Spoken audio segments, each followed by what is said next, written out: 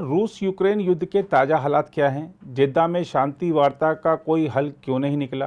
रूस की ओर से हमलों में की गई वृद्धि क्या दर्शाती है? साथ ही हम यह भी जानना चाहते हैं कि अमेरिका ने साफ कर दिया है कि G20 शिखर सम्मेलन में रूस यूक्रेन युद्ध चर्चा के शीर्ष विषयों में से एक होगा। यह देखते हुए क्या आपको लगता है कि सम्मेलन में व्लादिमीर पुतिन आएंगे?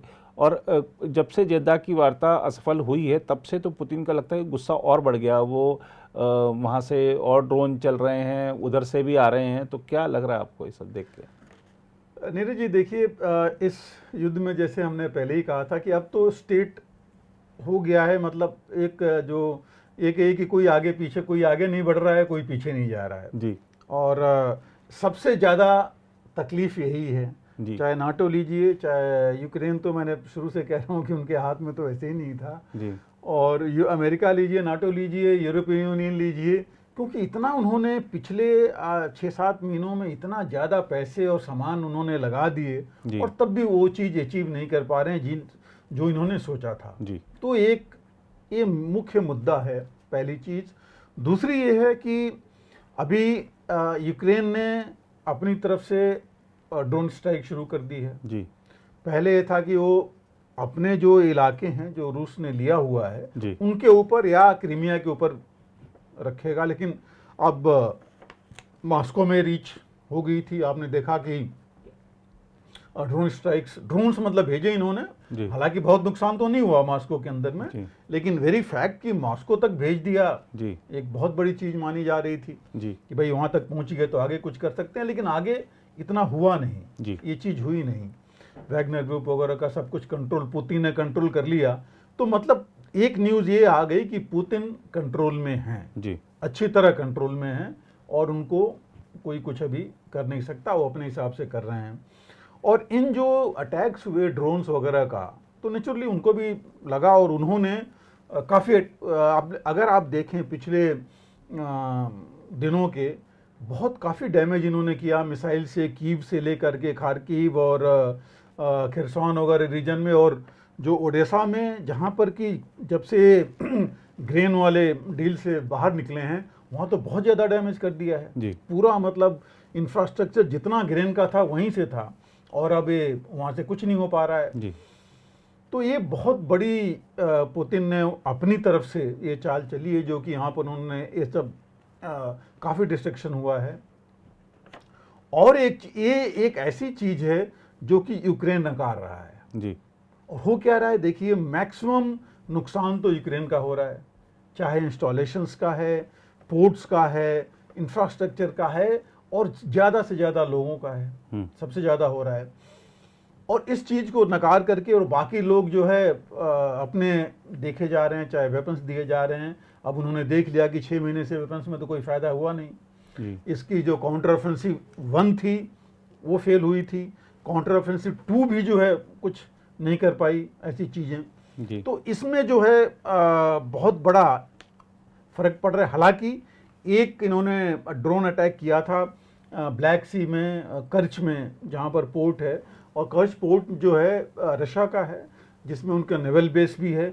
वहाँ पर काफ़ी बड़ा एक वो है डिपो जहाँ से कि ये उस पोर्ट से ही तेल का, ऑयल का एक्सपोर्ट होता है। इनफैक्ट वहाँ से जो ऑयल का होता है उसमें 60% तो बेसिकली यूरोपियन कंट्रीज़ को जाता है वहाँ से।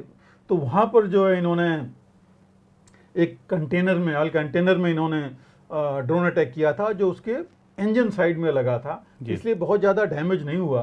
बट फैक्ट है कि वहाँ तक ये पहुँच गए, ये भी एक इम्पॉर्टेंट चीज़ थी। लेकिन ये जो भी चीज़ें होती हैं, कहा जा रहा था कि काफ़ी ज़्यादा TNT लगा होगा इसमें, तकरीबन 450 kg TNT लगा होगा, तब जा कर के उस तरह का डैमेज वहाँ हुआ है, लेकिन बहुत ज़्यादा नहीं, इंजन साइड में डैमेज हुआ था और कुछ समय के लिए इन्होंने वो पोर्ट से एक्टिविटी रोक दी थी। तो कहने का दूसरी चीज़ है, देखिए जैसी ये होती है ये सब चीज़ें, पुतिन का गुस्सा और भड़कता है। उन्होंने उसके बाद जो है और ज़्यादा अपनी मिसाइल्स और बाकी स्ट्राइक शुरू कर दी थी, इसकी आर्टिलरी फायरिंग और बाकी चीज़ें काफ़ी कुछ कर दिया था। तो ये ऐसी चीज़ें हैं जो कि नुकसान ज़्यादा हो रहा है, धीरे हो रहा है लेकिन ज़्यादा हो रहा है। और 5 अगस्त को देखिए रशिया ने बोला कि उसने इनका लुहांस्क में कोई सेटलमेंट्स कैप्चर कर लिया है यूक्रेन का। हालांकि यूक्रेन नहीं बोला कि ये मेन जो अभी निप्रो रिवर के पहले ईस्ट में थे, इन्होंने कहा कि वेस्ट में भी कुछ अपने फौज भेजी है, लेकिन अभी तक उसकी पुष्टि इतनी ज़्यादा नहीं हो पाई है। बट वो अगर कर दिया है तो क्योंकि इधर माना नहीं जाता था कि ये पहुंच पाएंगे जी। तो ऐसी चीज़ें कुछ हैं जो कि ये सब चल रही हैं ड्रोन अटैक्स और इसके बीच में। लेकिन अभी 7 जुलाई को देखिए इन्होंने यूक्रेन का ही मैं देख रहा था यूरोपियन कंट्रीज़ की न्यूज़पेपर्स और बाकी चीज़ों में कि बहुत ज़्यादा शेलिंग की खेरसॉन के रीजन में रशिया ने। जी। तो ये सब चीज़ें चल रही हैं तो एक्चुअली नुकसान ही हो रहा है, जो कि चीज़ें ज़्यादा आगे नहीं आ रही हैं। और जहाँ तक देखिए जिद्दा का मीटिंग का सवाल है, इससे पहले कोपेनहेगन में इन्होंने मीटिंग की थी जो कि बहुत पब्लिसाइज नहीं हुई थी, बट वहाँ एम यही था कि कैसे इसको ख़त्म किया जाए। अब एक ये पहल शुरू होने का मतलब क्या हो सकता है? मतलब यही है कि सबको ये ज़रूरत महसूस हो रही है कि कहीं ना कहीं इसको तो रोकना है। टर्म्स कंडीशन तो हम बाद में देखेंगे, बट ये चीज़ आ गई है सबको। और क्यों आई है?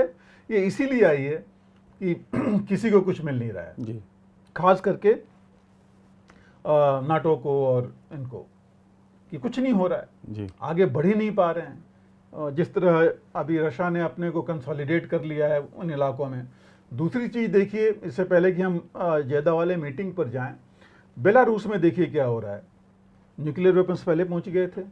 बेलारूस में वैगनर ग्रुप पहुंच गया है, जो कि पोलैंड ने खुद नाटो ने खुद बोला है कि 3000 करीब पहुंच गए हैं कहने के लिए। यहाँ तक ये लोग कह रहे हैं कि 8 से 10,000 पहुंच गए होंगे वैगनर ग्रुप वाले, जबकि वो ज़्यादा नहीं बोल रहे हैं वो। दूसरी चीज़, बेलारूस ने यही 6-7 तारीख को उसने अपनी एक्सरसाइज की थी पोलैंड बॉर्डर पर।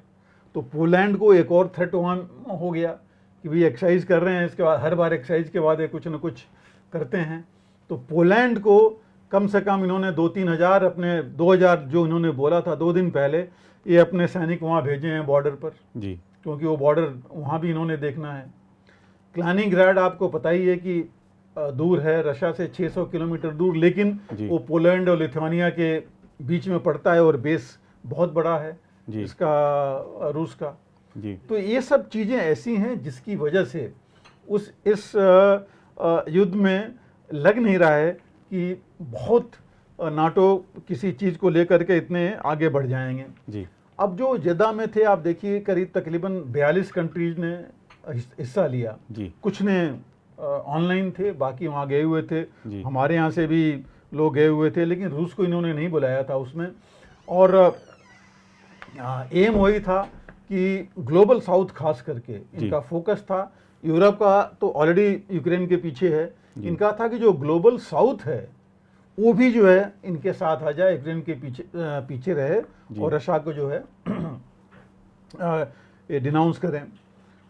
और इसी बीच में आप देखिए, जैसे हम बात कर रहे थे कि बेलारूस है वो, जो और डायमेंशन रूस ने कर दिया, साइबर वॉरफेयर चलता रहा। साइबर वॉरफेयर भी आजकल बहुत ज़्यादा वो है, उससे भी बहुत फ़र्क पड़ा इनको यूक्रेन को। फिर ग्रेन वाली जो चीज़ है देखिए बहुत बड़ी है, ग्रेन डील, क्योंकि उसकी वजह से नुकसान तो जो यूक्रेन को हो रहा है हो ही रहा है। इनका सड़ रहा है सामान, जा नहीं पा रहा है। जो एक दिन में पहुंचता था भी 8 से 10 से 12 दिन लग रहे हैं पहुंचने में जी।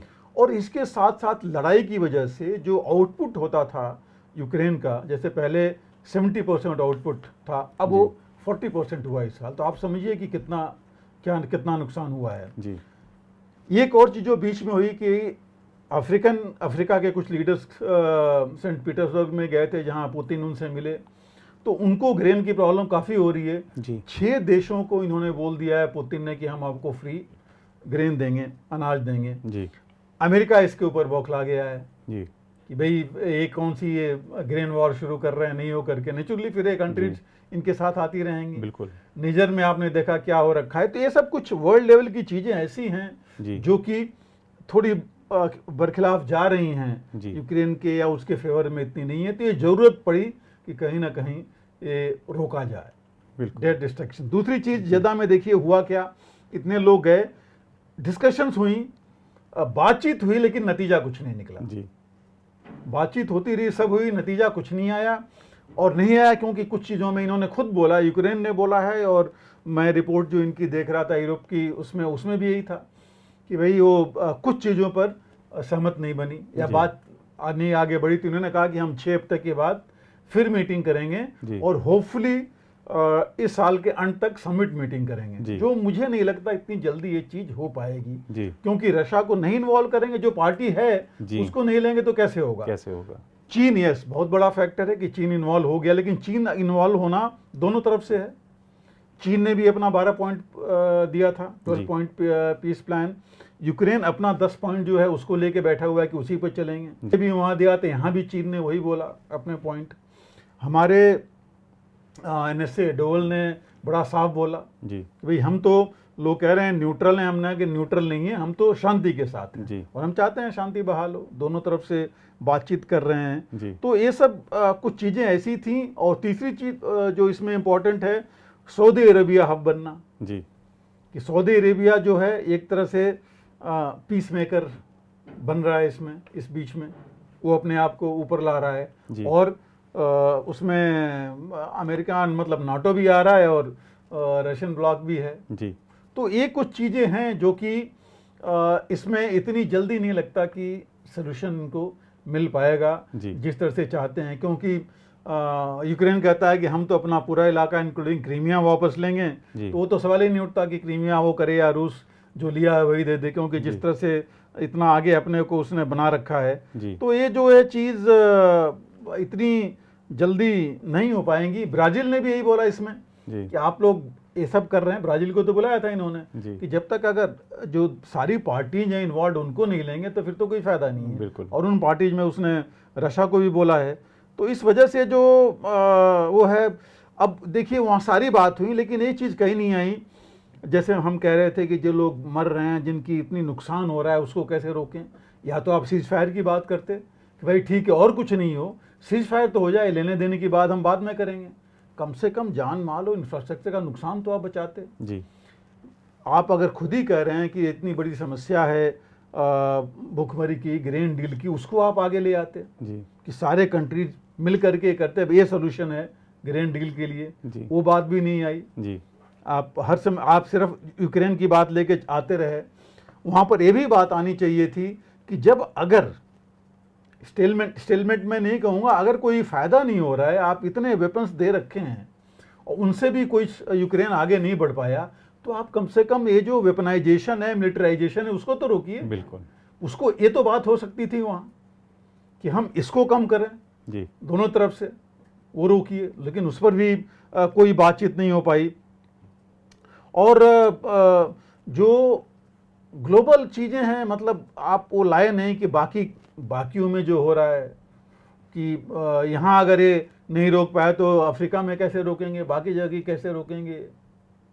तो क्योंकि इतने कंट्रीज अगर थे तो इनको लेकर के इन्होंने चलना चाहिए था, ये सब बातें करनी चाहिए थी। लेकिन इस पर कहीं भी कुछ नहीं आया है जी। सिर्फ एक पॉइंट ही था कि यूक्रेन के लिए। तो ये सब मुझे लगता नहीं कितनी जल्दी होगा। इन्होंने वर्किंग ग्रुप बनाया है सॉल्यूशन के लिए कि जो इस पर देंगे, फोकस करेंगे न्यूक्लियर सेफ्टी और जो बाकी चीज़ें हैं। सऊदी अरेबिया मीडिएटर बना रहेगा। हालांकि देखिए सऊदी अरेबिया और अमेरिका के संबंध खराब हुए थे बीच में जी, लेकिन फिर अमेरिका को आना पड़ा सऊदी अरेबिया के पास। जब सऊदी अरेबिया ने बाकी लोगों को साथ में लिया तो इनको लगा कि भाई ऐसे हो नहीं पाएगा। तो ये सब चीज़ें कुछ ऐसी हैं। अगर पोलैंड के साथ जो अभी सिचुएशन है बेलारूस का, अगर वो चला तो वो भी मुश्किल है। जो लिथुआनिया के साथ अगर ऐसे रहेगा तो वहीं मुश्किल है। सारे तो बॉर्डर पर हैं जी। रूस ने बोला है कि चूंकि फिनलैंड अभी नाटो में चला गया तो वहाँ भी अपने सैनिक भेजेगा। अब सैनिक भेजने का मतलब कि अगर रूस वहाँ सैनिक लगाया तो फिनलैंड को भी लगाना पड़ेगा। बिल्कुल। तो ये सब ऐसी चीज़ें हैं कि रुक नहीं रही हैं, लगातार ये कुछ ना कुछ कहीं ना कहीं ये जो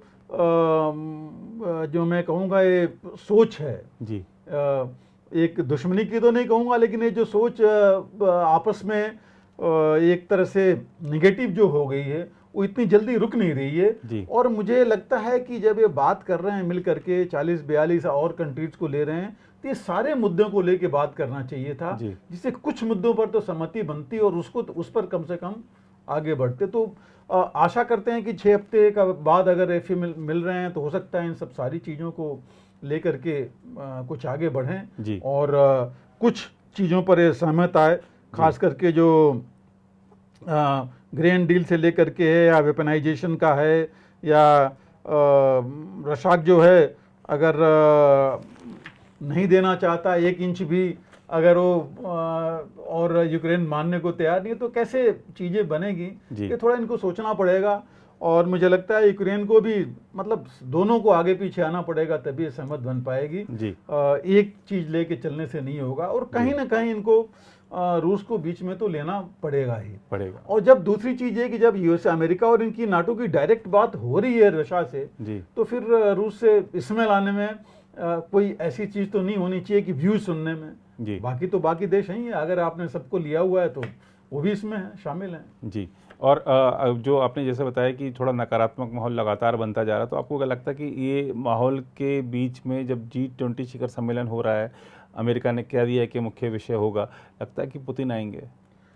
देखिए, एक तो अच्छी बात होगी अगर आते हैं जी, क्योंकि वहाँ पर नहीं हो पाए जी और ये एससीओ में नहीं जा पाए जी, तो यहाँ अगर आएंगे तो कम से कम कुछ लोगों से तो मिलेंगे जी, कुछ फर्क तो पड़ेगा जी। और डिस्कस करना मैं नहीं कहता कि कोई खराब चीज़ है, बिकॉज G20 में हर जगह तो डिस्कशन होता ही रहा है जी। जितनी भी हुई वहाँ पर अमेरिका से लेकर के जो यूरोपियन यूनियन के लोग आए थे, जो भी मेंबर्स हैं, वो तो बोल ही रहे थे इस वॉर के बारे में जी। तो अगर सकारात्मक अगर डिस्कशन हो जी इसके अंदर जी, वो नेगेटिविटी नहीं आए, सकारात्मक बात हो तो एक अच्छी बात है। और मैं तो ये कहना चाहूँगा कि जो जेद्दा में सलूशन नहीं आ पाया जी, सिर्फ बातचीत रही, सहमति नहीं हो पाई जी, अगर G20 में कोई सहमति हो जाए जी, तो एक बहुत सकारात्मक चीज होगी, अच्छी बात होगी आगे बढ़ने के लिए, जो एक जेद्दा से भी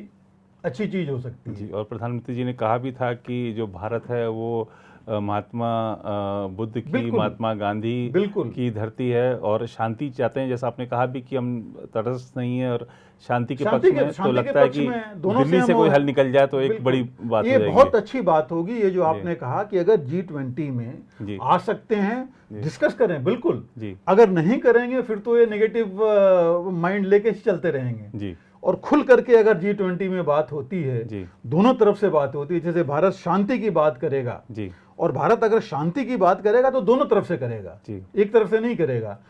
और मुझे लग रहा है कि जो जेद्दा में बात हुई, मेरे ख्याल से एक तरफ से बात हुई जी, सिर्फ उन्होंने यूक्रेन का पॉइंट ऑफ व्यू रखा, रूस का पॉइंट ऑफ व्यू नहीं रखा। यहाँ अगर दोनों का पॉइंट ऑफ व्यू रखा जाएगा G20 में, और मैं अगेन वही कह रहा हूं कि मैं नहीं कहता कि इतनी जल्दी सहमति होगी, इतनी जल्दी रिजल्ट मिल सकता है, लेकिन बातचीत करके ही आगे बढ़ें और दोनों हों जी। अगर दोनों हों, सीधे मुंह से बात करें या टेढ़े मुंह से बात करें, बिदेन और पुतिन, वो अलग की बात है जी। लेकिन वहां पर आ करके अगर बात करेंगे जी, और कुछ न कुछ अगर इसमें से पॉइंट निकले, आपस की चीजें बताएं, तो हो सकता है कि उस पर ज्यादा जल्दी आगे बढ़ा जा सकता है और कुछ अचीव किया जा सकता है जी।